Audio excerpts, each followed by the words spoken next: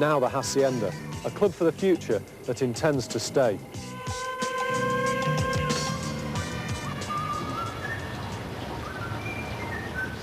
In spite of all that, our Mancunian tale begins in London's EC2 with Ben Kelly, who was approached by Factory to design a club for them that would be in keeping with both theirs and Manchester's industrial roots. I mean, one of the things that interests me about the process of the design is finding materials that would be in a totally different environment and taking them out of that context and putting them into a new context. And when you eventually put all the elements together, you hopefully sort of establish a new language of materials that says something new and different. One idea was to use cat's eyes, which you'd normally see in the road, set into the concrete floor around the dance floor. But there's one problem with that. We were a bit worried about females catching their high heels in the cat's eyes. So we came up with the idea of using bollards that you'd see on the side of the road, set in line with the cat's eyes actually on the dance floor, so that they sort of act as a filtering system on and off the dance floor. So there was an element of function involved with introducing them, also to get over the problem with the cat's eyes. But with colour, we used a fairly sort of anonymous colour for the main areas, but we sort of highlighted it with lots of bright colours and language taken again from industrial environments, the sort of stripes that are painted around the place. But when all the components come together, it's still functioning as a disco, as a live venue, etc. But you've kind of created a different type of environment without the normal references to disco interiors, and I guess we very much wanted to take it away from that. So the lighting system we introduced was closer to a theatre lighting system, so that it would relate specifically to the dance floor, but also that the lighting would relate to other elements that we introduced, the kind of archway and the wall at the front and to the bar at the other end, so that we could highlight other elements other than the actual activity of dancing in there. Why is it called the Hacienda? Well, that's a good question.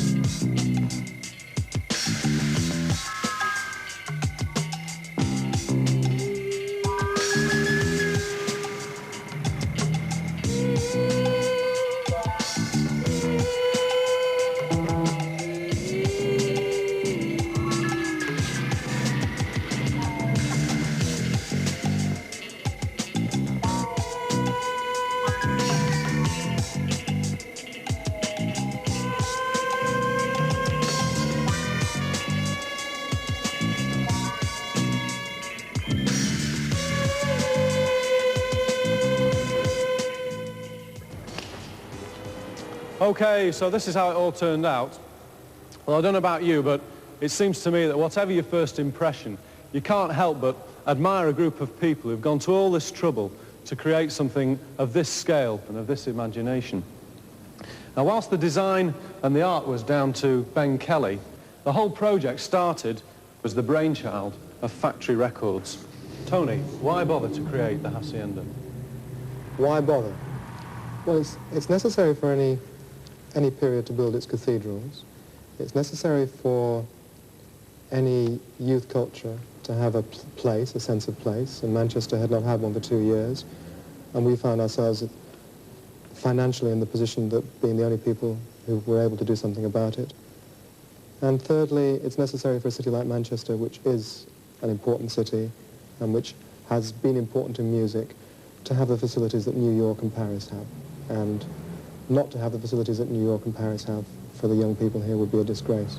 If you drive through Manchester, if you drive through the streets around here to get here, if you walked into a space that was anything else, that had velveteen sort of sofas, sort of the renovated staircase approach of the Camden Palace, you'd feel you'd gone into something, someone's saying, oh, you're not in Manchester anymore. But here you're still in Manchester, but the industrial shapes, the angular lines, the steel is and can be beautiful. It's beautiful outside and it's beautiful inside. And what's the special chemistry of Manchester for you that would make you want to do it? Manchester's a human city. It's a human city like New York, like Liverpool is occasionally, and unlike cities like London. Well, London's amorphous to you, is it? There's a coldness about the people which doesn't exist in Manchester. And I think Manchester has a sense of feeling. I experienced enormous enjoyment from it in 76, 77 period. And there seems no reason why, as we find now. When we built this place, we didn't know that on a Saturday night it would fill with people. I mean, we made it very colourful, as if to say, we didn't know that audience would be there. You know, the last audience wanted to seem like that was 250 kids in shabby raincoats in rafters 2 years ago. And was there anybody here?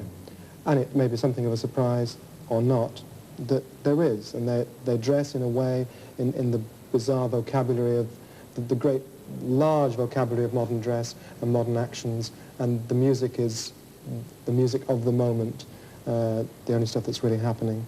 And it exists here. Well, what kind of people in Manchester would you like to see coming here? Anybody who likes dancing. The wonderful thing about popular music is that it is a classless art form. Job descriptions don't enter into it, I would have thought. Age descriptions do. The ability to feel at ease with something that is today. The only requirement is that the ability to feel at ease, because people do feel at ease. What other things do you see in this club? I think there are a million possibilities and ideas which we haven't yet explored. Kids' cartoon palaces, Sunday afternoon antique markets, aerobics classes at lunchtimes, art centres. I mean, art centres is a horrible word, but I mean places where there's one very good theatre group in Manchester I would like to see work here. There are a million possibilities, but the energy, first of all, has to go into concreting it, which is nearly there. Why is it called the Hacienda? It's something to do with I've been here 8 or 9 times now, and I'll keep coming back, because it's not just another disco or a venue for bands to play. There are places tucked away that are quiet enough to have a drink and a chat. Even when it's full, you're not getting crushed to death, kneading the groin or having your drink poured in your lap. And there's such a variety of styles of dress that you feel you can just mix in without being sneered at, even if you're slightly straight, which is what I am. I even feel I could bring my mum and dad here. The bar staff smile, and the bouncers don't all look like ex-wrestlers. Having said that, the sound does suffer a bit in such a cavernous space, but that's something they'll simply have to work on. What is important to me is that overall it does restore a sense of place. That's it. Well, we're ready.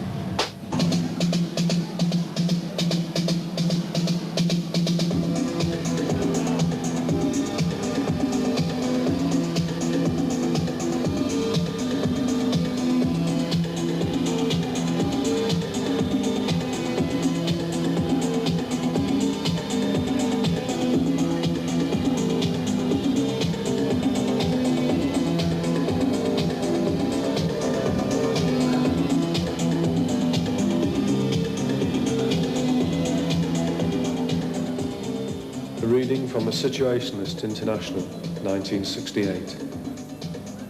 Formula for a new city. We are bored in the town. You really do have to be pretty bored to be still looking for mystery on the hoardings and in the streets. And you've forgotten. Your memory's ravaged by all the chaos of the planet. No longer leaving for the Hacienda, where the wine ends in tales from some old almanac. Well, you've blown it now. You'll never see the Hacienda. It doesn't exist anywhere. The Hacienda must be